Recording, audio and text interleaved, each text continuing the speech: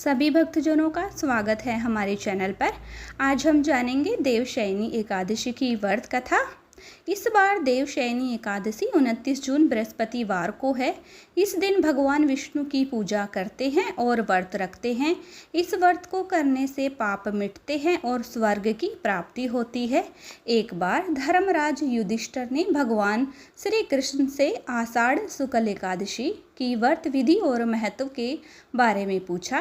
तब श्री कृष्ण ने बताया कि नारद जी ने भी इस व्रत के बारे में ब्रह्मा देव से पूछा था, तो उन्होंने कहा था कि यह व्रत सभी एकादशी में अच्छा माना जाता है, क्योंकि इस व्रत को करने से कलयुग में रहने वाले जीवों को स्वर्ग की प्राप्ति होती है। जो इस व्रत को नहीं करता है वह नरक में जाता है।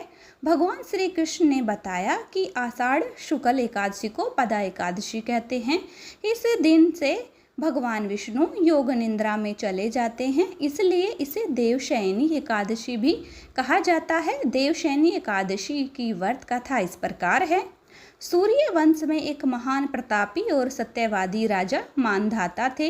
वे एक चक्रवर्ती राजा थे। वे अपनी प्रजा की सेवा अपनी संतान की तरह करते थे। सब कोई खुशहाल था, लेकिन एक बार लगातार 3 साल तक उनके राज्य में वर्षा नहीं हुई, जिसके कारण अन्न नहीं हुआ और अकाल पड़ गया। भोजन के साथ ही यज्ञ आदि के लिए भी अन्न नहीं था।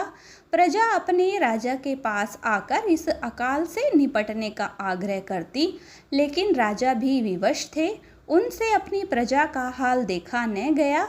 एक दिन वे सेना लेकर जंगल में निकल पड़े। वे कई ऋषि और मुनि के आश्रम में गए। काफ़ी दिनों के बाद वे ब्रह्मदेव के पुत्र अंगिरा ऋषि के आश्रम में गए। अंगिरा ऋषि को प्रणाम करके राजा ने आने का प्रयोजन बताया। राजा ने अंगिरा ऋषि से कहा कि अकाल के कारण उनके राज्य में हाहाकार मचा हुआ है। प्रजा अन्न और भोजन के लिए व्याकुल है।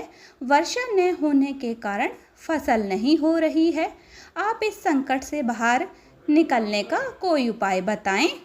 तब अंगिरा ऋषि ने कहा कि हे राजन, इस संकट से निकलने का सबसे उत्तम उपाय है कि तुम आषाढ़ शुक्ल एकादशी को पदा एकादशी का व्रत विधि पूर्वक करो। इसके पुण्य प्रभाव से तुम्हारे राज्य में वर्षा होगी, जिससे खुशहाली आएगी, प्रजा सुखी होगी और अन्न का संकट खत्म होगा। यह एकादशी व्रत करने से सभी प्रकार के उपद्रव शांत हो जाते हैं और सभी प्रकार की सिद्धियां प्राप्त होती हैं। इस व्रत को तुम अपनी पूरी प्रजा और मंत्रियों के साथ करो। राजा ने अंगिरा ऋषि को प्रणाम किया और वापस अपने नगर लौट आए।